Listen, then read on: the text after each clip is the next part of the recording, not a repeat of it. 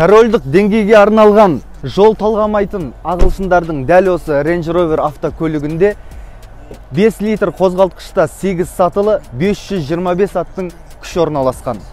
Радиатор торлары кіші көрінгенімен, ішіндегі 5 литрлі қозғалтқышты суытуға қауқар жетеді. Мына диодты шамдары кейбір адамдардан да ақылды. 22 дюймдық дөңгелектері, мұнда бесключевой доступ, датчик мертвых зон. Ашасыздар, порогты айтсаңыздар. Пах, қандай ғажап иіс, иісінің өзін айтсаңыздар, достар, не деген иіс. Корольдің машинасы десе, корольдің машинасы ғой. Жалпы бұл жақта екі алдыңғы және екі артқы орындықта да массаж бар. Массажды қыздырып жасайды екен. Айтқандай, мына жерде 3 зоналық климат контроль бар.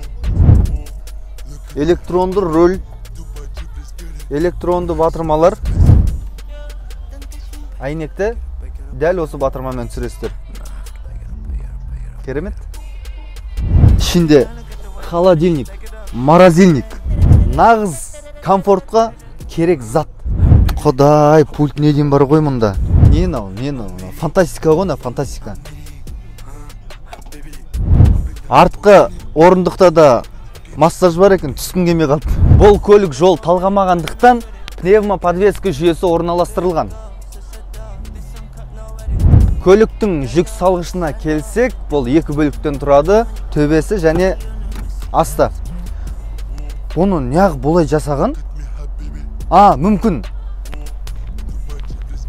Отырғанға ыңғайлы болсын деген шығар. Басқа көліктерге шалбарыңыз тиіп бамперіне кіріп болады ғой. Мынада тимейді, рахат.